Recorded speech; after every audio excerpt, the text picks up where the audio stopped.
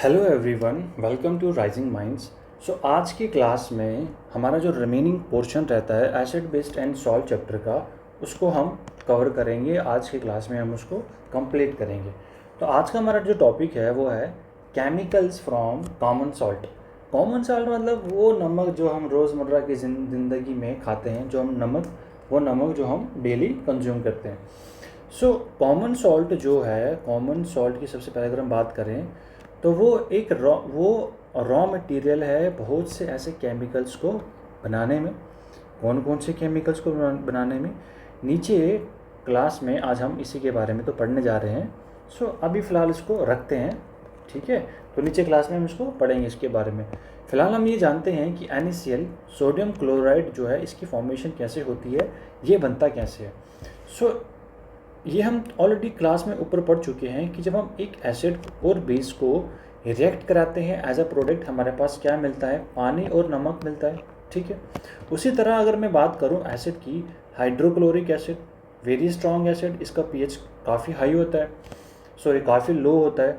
And NaOH की बात करें, सोडियम हाइड्रोक्साइड की बात करें, तो इसका pH काफ़ी ज़्यादा होता है, क्योंकि ये बेस है तो इसका pH काफ़ी ज़्यादा होता है।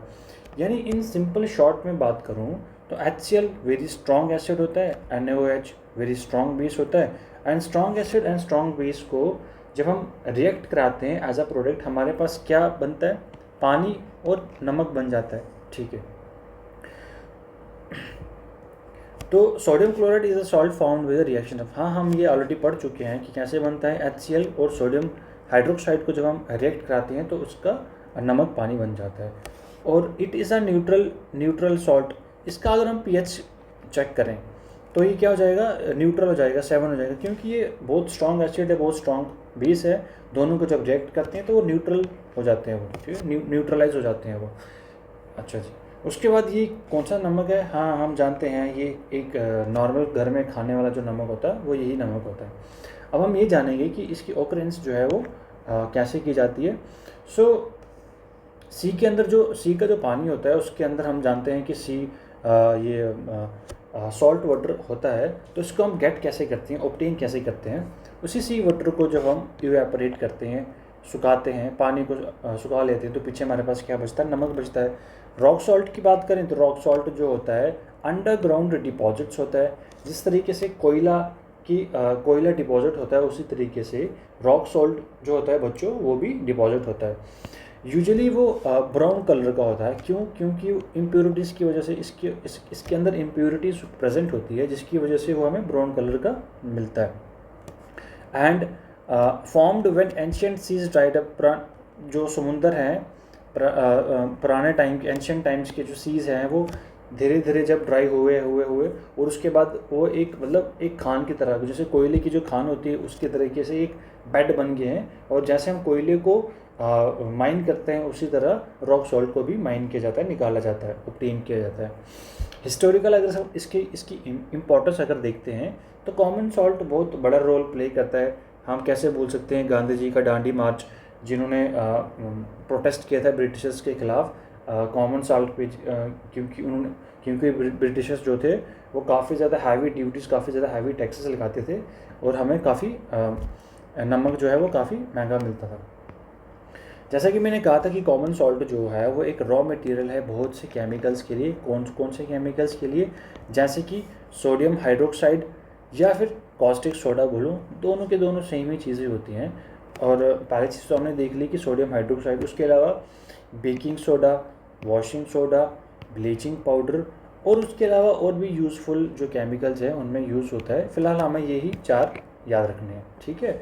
तो ठीक है, नेक्स्ट हम देखते हैं अपना फॉर्मेशन ऑफ सोडियम हाइड्रोक्साइड। तो सबसे पहले हमारे पास यहाँ पे लिस्ट में क्या था, सोडियम हाइड्रोक्साइड था। तो हम ये जानेंगे कि सोडियम हाइड्रोक्साइड कैसे ऑब्टेन किया जाता है, कैसे हम इसको बनाने में, कैसे हम NaCl का यूज़ करते हैं सोडियम हाइड्रोक्साइड को बनाने में। इसका जो प्रोसेस होता है, इसको निकालने का, इसको ऑब्टेन करने का जो प्रोसेस होता है, वो होता है, उस प्रोसेस को हम बोलते हैं क्लोर एल्कलाई प्रोसेस, ठीक है। एक ऐसा प्रोसेस होता है जहाँ पे हम सॉल्यूशन लेते हैं और इस सोल्यूशन को प्रिपेयर किया कैसे जाता है? नॉर्मल जो वाटर होता है वो वाटर लिया जाता है और उस वाटर के अंदर सॉल्ट लिया जाता है, यानी NaCl सोडियम क्लोराइड लिया जाता है। उससे बनने वाला जो सोल्यूशन होता है उसको हम बोलते हैं ब्राइन सोल्यूशन। ठीक है। So when electricity is passed, इसके अलावा इसको बनाने के लिए, प्रिपेयर करने के लिए हम दो एनोड्स भी निकालते हैं, एक पॉजिटिव एनोड और एक नेगेटिव एनोड। पॉजिटिव पे होने वाला जो होता है उसको हम एनोड बोलते हैं, और इस पे नेगेटिव पे होने वाला उसको हम कैथोड बोलते हैं। ठीक है। अब इसकी केमिकल इक्वेशन अगर हम देखें, केमिकल इक्वेशन देखने से पहले हम और अच्छे से इस पिक्चर के बारे में जानते हैं। ठीक है। तो ये आ गया आपका पॉजिटिव टर्मिनल, ये आ गया नेगेटिव टर्मिनल। इसको याद रखने के लिए एक ट्रिक भी है, PAC, P for positive, A for anode and C for chlorine. अब देखो हमने यहाँ पे क्या किया है, इलेक्ट्रिसिटी पास कराई है इस वाटर से, तो NaCl सोडियम और क्लोरीन गैस में निकलेगी इसके अंदर से, इसके अंदर से हाइड्रोजन गैस भी निकलेगी, और इसके अंदर से NaOH, जो कि हम इसको क्लोर अल्कली प्रोसेस में हम इसको निकालने की बात करें। तीन चीज़ें हैं बच्चों आपको इसमें याद रखनी है कि जब इस सोल्यूशन में हम इलेक्ट्रिसिटी पास कराते हैं तो क्या क्या प्रोडक्ट हैं जो हमें मिलते हैं। एक तो हमें मिलती है क्लोरीन गैस, एक तो हमें मिलती है हाइड्रोजन गैस, और एक मिलता है हमें NaOH sodium hydroxide. Chlorine gas कहाँ पे निकलती है, कौन से टर्मिनल पे निकलती है? तो पॉजिटिव टर्मिनल पे निकलती है, पॉजिटिव एनोड में निकलती है। इसलिए मैंने ये ट्रिक बनाई है यहाँ पे, P for positive, A for anode and C for chlorine gas, and यहाँ पे N for negative, A for anode and H for hydrogen gas.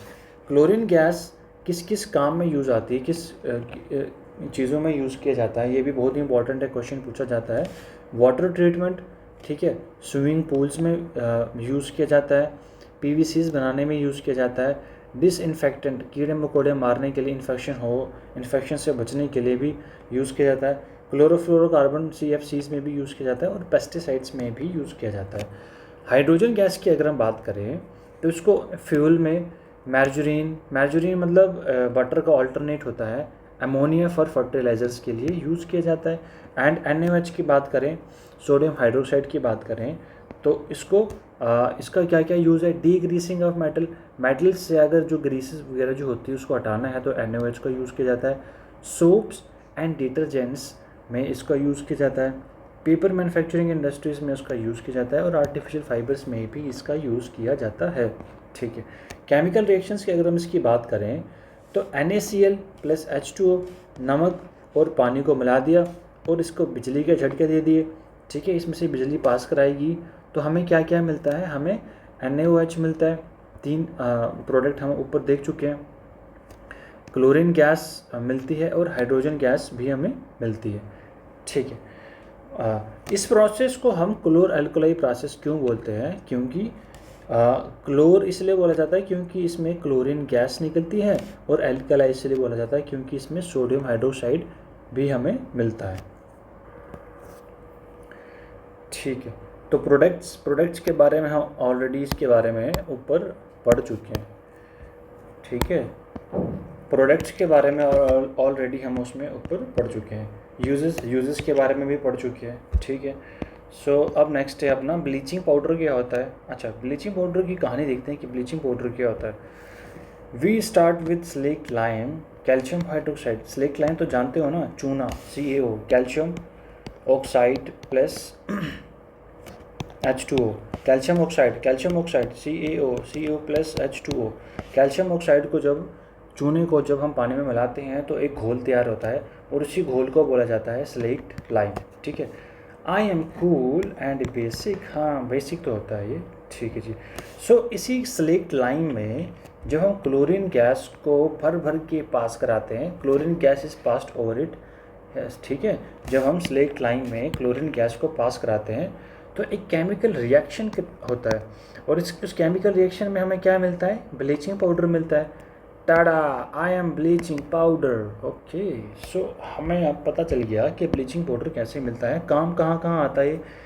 White कपड़ों को कपड़े जो होते हैं उनको वाइट करने में डिसइंफेक्टेंट मतलब टॉयलेट्स वगैरह में यूज़ किया जाता है, और साथ ही साथ पानी को प्योरीफाई करने में भी काम आता है। ठीक है। So what is a bleaching powder? Bleaching powder एक ऐसा केमिकल कंपाउंड है जिसे मेनली ब्लीचिंग एंड डिसइंफेक्टिंग के लिए यूज़ किया जाता है। ठीक है ना, एज अ ब्लीचिंग एजेंट इसको यूज़ किया जाता है। अच्छा ठीक है। इट्स केमिकल रिप्रेजेंटेशन इसको हम केमिकली कैसे रिप्रेजेंट करते हैं? Calcium oxy chloride. ठीक है जी। तो हम इसको लिखते कैसे? CaCl इसको हम ऐसे लिखते हैं। ठीक है। इसकी जो कॉम्बिनेशन होती है ओरिजिनली काफ़ी कॉम्प्लेक्स होती है। यहाँ पे तो मैंने काफ़ी आपको आराम बहुत इजी तरीके से बताया कि स्लेट लाइन में जब हम क्लोरीन गैस को पास कराते हैं तो हमें ब्लीचिंग पाउडर जो है वो मिल जाता है। ठीक है। तो प्रिपरेशन की अगर हम बात करें तो bleaching powder is prepared by, हाँ हम पढ़ चुके हैं ऑलरेडी, हम ऊपर पढ़ चुके हैं इसके बारे में। ठीक है। ओके। केमिकल रिएक्शन की बात करें तो CaO कैल्शियम हाइड्रोक्साइड में जब हम क्लोरीन गैस को पास कराते हैं तो CaOCl कैल्शियम ऑक्सीक्लोराइड हमें मिलता है। इसी को हम ब्लीचिंग पाउडर भी बोलते हैं, और साथ ही साथ वाटर भी मिलता है। उसके अलावा क्या है? Chlorine gas is obtained during the electrolysis of Bryan. हमने जब ब्राइन सोल्यूशन प्रिपेयर किया था NaCl एंड वाटर को जो हमने मिक्स किया था, उसी को हम ब्राइन सोल्यूशन बोलते हैं। तो उसी टाइम हमें क्या मिली थी? क्लोरीन गैस मिली थी। तो जब इसी को हम ड्राई स्लेक्ट लाइम में जब हम पास कराते हैं तो वो हमें ब्लीचिंग पाउडर देता है। ठीक है। बहुत इजी है। यूजेस देखते हैं इसका, ब्लीचिंग पाउडर का काम कहाँ आता है ये। ठीक है।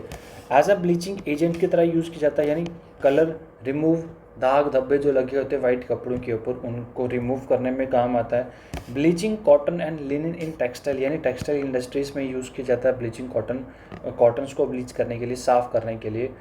ठीक है। उसके अलावा जो पेपर फैक्ट्रीज होती हैं वहाँ पे भी यूज़ किया जाता है, एंड लॉन्ड्रीज एंड क्लॉथ्स को वॉश करने में भी यूज़ किया जाता है।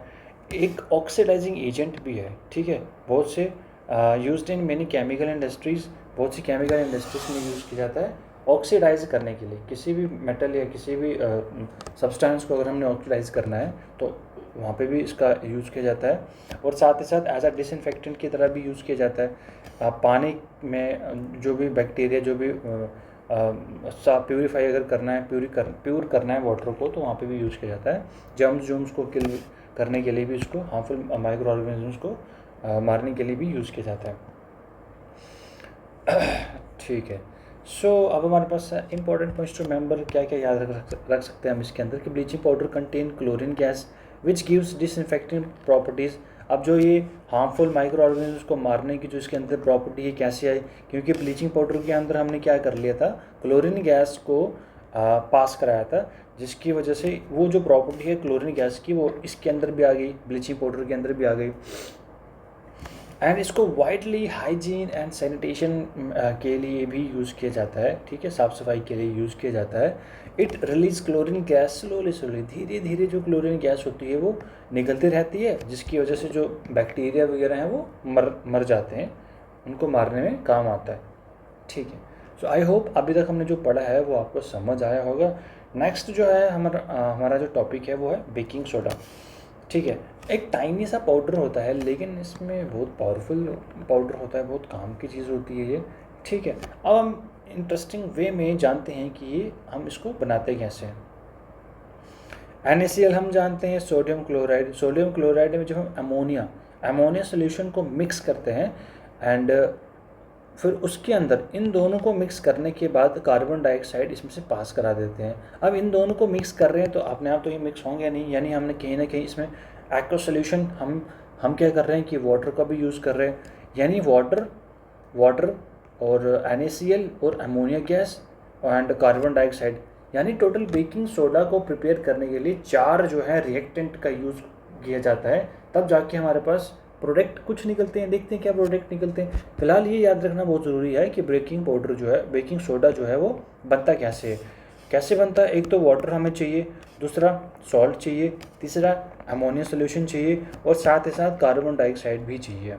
फिर तब जाके बनता है हमारे पास बेकिंग सोडा। और बेकिंग सोडा तो एक प्रेसिपिटेट की तरह हमें मिलता है। ठीक है। इस सोल्यूशन के अंदर प्रेसिपिटेट की तरह हमें मिलता है और बाद में हम क्या करते हैं, इसको फिल्टर करते हैं। ये जो प्रेसिपिटेट है, ये जो सॉलिड पोर्शन है, इसको हम सेपरेट कर लेते हैं, वाटर को अलग कर लेते हैं, फिल्टर कर लेते हैं और अपने पास ये क्यूट सा बेकिंग सोडा जो है हमें मिलता है। ठीक है, ओके जी। अब हम इसकी रिएक्शन देखते हैं। अच्छा, रिएक्शन देखने से पहले, in a quiet kitchen shelf live a simple white powder called baking soda. Its real name is sodium hydrogen carbonate. So इसका जो असली नाम है, जो केमिकल नेम है उसका सोडियम हाइड्रोजन कार्बोनेट है। दो इट लुक ऑर्डिनरी, लगता तो ये ऑर्डिनरी सा है लेकिन ये काम बड़े एक्स्ट्राऑर्डिनरी वाले करता है। सो देखते हैं इसके बारे में और पढ़ते हैं। प्रिपरेशन कैसे करते हैं, हाँ मैं आपको ऑलरेडी बता चुका हूँ। नमक, पानी, कार्बन डाइऑक्साइड और अमोनिया, जब ये चारों को हम रिएक्ट करते हैं तो अपने पास बन जाता है बेकिंग सोडा और साथ ही साथ अमोनियम क्लोराइड भी हमें मिलता है। ठीक है, तो अब हम देखते हैं इसका इसको यूज़ कहाँ कहाँ किया जाता है। ठीक है, सो इन बेकिंग, बेक करने में क्या क्या बेक करने में, एक तो केक्स बनाने में, ब्रेड्स बनाने में और बिस्किट्स बनाने में। ठीक है, और उसके अलावा फूड को अगर फ्लफ़ी बनाना है और थोड़ा सॉफ्ट बनाना है तो भी इसका यूज़ किया जाता है। एज अ एंटी एसिड, पेट में बहुत ज़्यादा गैस जो है वो बन गई है तो एंटी एसिड की तरह भी इसको यूज़ किया जाता है। जैसे मिल्क ऑफ मैग्नीशिया को यूज़ किया जाता है, इसको भी यूज़ किया जाता है। न्यूट्रलाइज करता है कि स्टोमक के अंदर जो एक्सेस गैस एसिडिटी जो हो चुकी होती है, बनी होती है, उसको न्यूट्रलाइज करता है, क्योंकि बेकिंग सोडा क्या है, बेस है। एंड तुरंत हमें इंस्टेंट हमें इससे क्या मिलता है, रिलीफ मिलती है इंडाइजेशन के अंदर। ठीक, उसके अलावा फायर एक्सटिंग्विशर्स में भी इसका यूज़ किया जाता है। एंड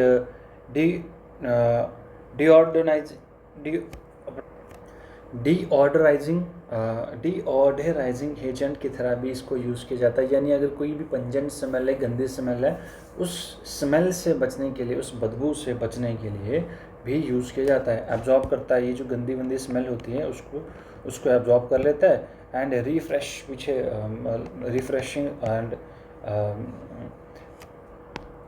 रिफ्रेशिंग सा फील कराता है। और उसके अलावा यूज्ड इन रेफ्रिजरेटर्स में भी यूज़ किया जाता है इसको। ठीक, और क्लीनिंग एजेंट की तरह भी यूज़ किया जाता है, जैसे यूटेंसिल्स, बर्तन, सिंक्स वगैरह साफ़ करने के लिए, या फिर सरफेसेस वगैरह साफ़ करनी हो, या फिर कोई दाग धब्बे अगर हटाने हो तो उसके लिए भी यूज़ किया जाता है इसका। बेकिंग पाउडर, अच्छा जी, in baking powder mixed with a mild edible acid to make baking powder. Okay, तो अभी हम पढ़ रहे थे ऊपर बेकिंग सोडा के बारे में, अब हम ये जानेंगे कि बेकिंग पाउडर कैसे बनाया जाता है। ठीक है, अब हम ये जानेंगे कि बेकिंग पाउडर कैसे बनाया जाता है। सो फॉर्मेशन ऑफ बेकिंग पाउडर।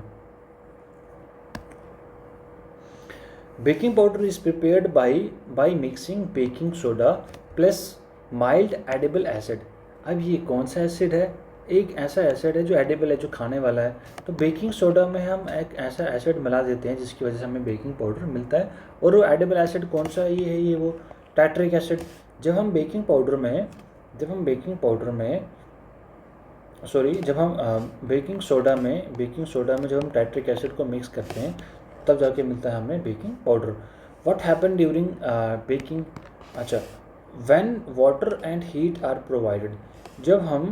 जब हम बेकिंग सोडा में टार्ट्रिक एसिड मिक्स करते हैं और एक हीट भी देते हैं उसको पकाने के लिए, तो क्या क्या मिलता है, कार्बन डाइऑक्साइड मिलता है, वाटर मिलता है और बेकिंग पाउडर मिलता है। ठीक है, यही वो कार्बन डाइऑक्साइड है जो रिलीज़ होती है तो एक एयर गैप्स मतलब बनाती है।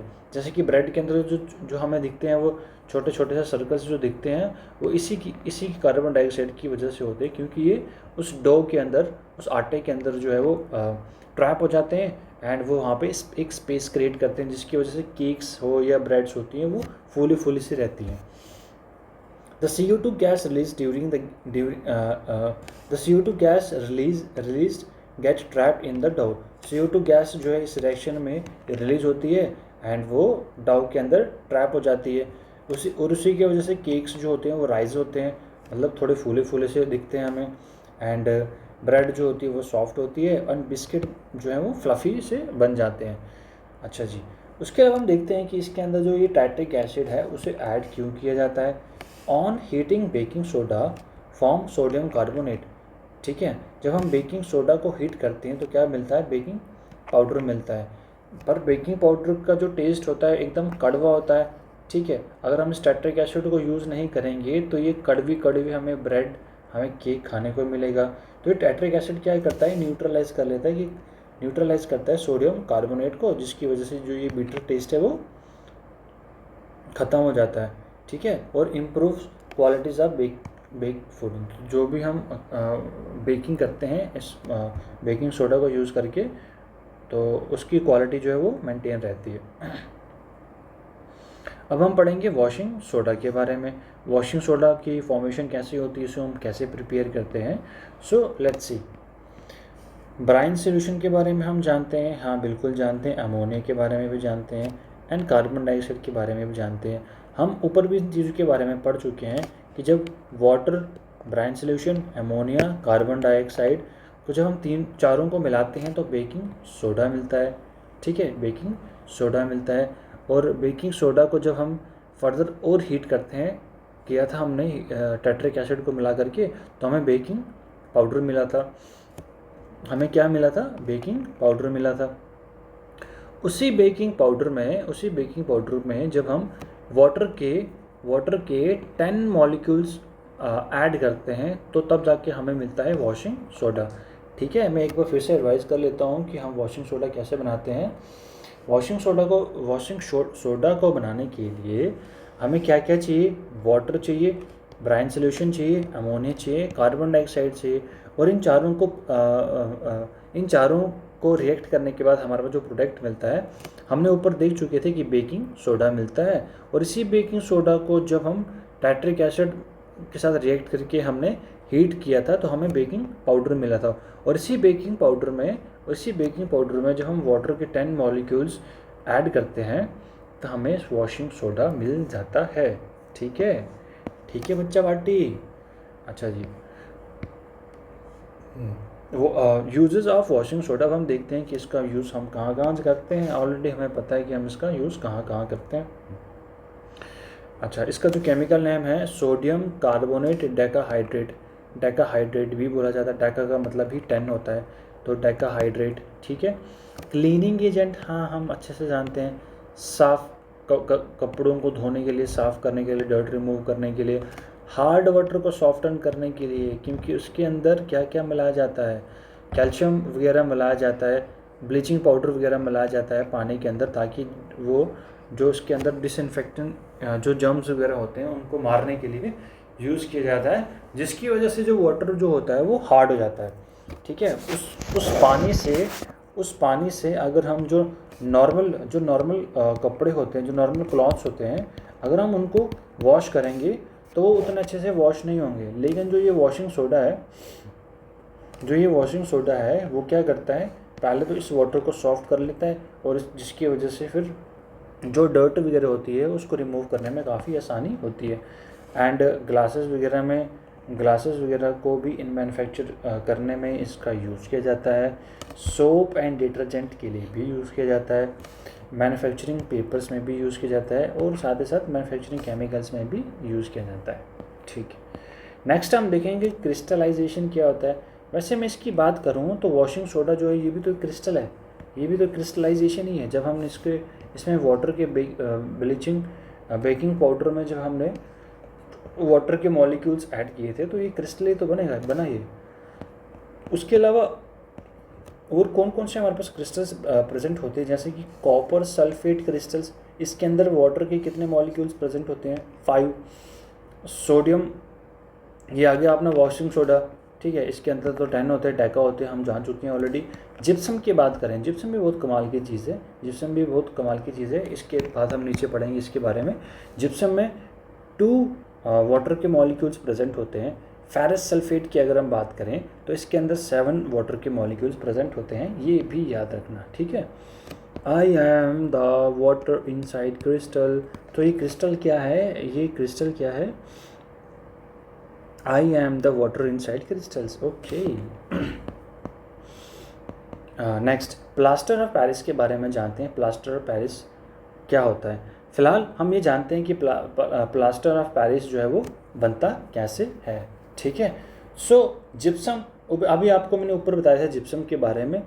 उसी जिप्सम को जब हम हीट करते हैं, इसके अंदर क्या होता है, हमने पढ़ा कि इसके अंदर वाटर के कुछ मॉलिक्यूल्स प्रेजेंट होते हैं। कितने मॉलिक्यूल्स प्रेजेंट होते हैं? 2 मॉलिक्यूल्स प्रेजेंट होते हैं। हीट करने पर when gypsum is heated at about 100 degree Celsius it loses 1.5 water molecules. 1.5 water molecules जो है वो निकलने जाने के बाद हमारे पास क्या मिलता है? पीछे हमारे पास प्लास्टर ऑफ पेरिस मिलता है और इसके अंदर हाफ ऑफ वाटर मॉलिक्यूल जो हैं प्रेजेंट होते हैं। ठीक है, एक बार यहाँ से पढ़ते हैं स्टार्टिंग से। What is plaster of Paris? Plaster of Paris is a white powder obtained by heating gypsum. It's chemical name is calcium sulphate hemihydrate. ठीक है, कैल्शियम सल्फेट हेमीहाइड्रेट। क्या, एक बार फिर से रिवाइज करते हैं। जिप्सम को जब हम हीट करते हैं तो इसमें से 100 डिग्री सेल्सियस पर जब हम इसको हीट करते हैं तो 1.5 वाटर के जो मॉलिक्यूल्स है वो उड़ जाते हैं। हीटिंग के टाइम पे वो उड़ जाते हैं एंड पीछे अपने पास क्या बचता है?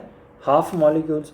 यानी पीओपी बनाने के लिए हमारे पास हाफ वाटर के मॉलिक्यूल जिसके अंदर प्रेजेंट होने चाहिए, तभी जाके वो पीओपी होगा, प्लास्टर ऑफ पेरिस होगा। नहीं तो वो प्लास्टर ऑफ पेरिस नहीं होगा, फिर वो कुछ और होगा अगर इसके अंदर हाफ वाटर के मॉलिक्यूल्स प्रेजेंट नहीं होंगे तो। ठीक है, यूजेस देखो कहाँ कहाँ किया जाता है इसका। अच्छा, making moulds for statues, toys and other decorative items को बनाने के लिए इसका यूज़ किया जाता है। फॉल सीलिंग्स वगैरह डेकोरेटिव वर्क्स में यूज़ किया जाता है।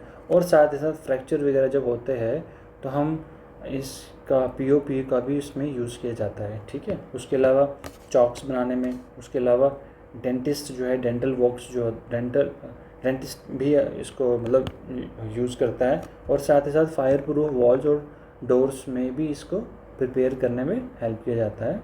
सो आज का लेक्चर यहीं पे ही ख़त्म होता है। I hope and I wish कि आपको ये लेक्चर पसंद आएगा, आपको समझ आएगी। Thank you so much.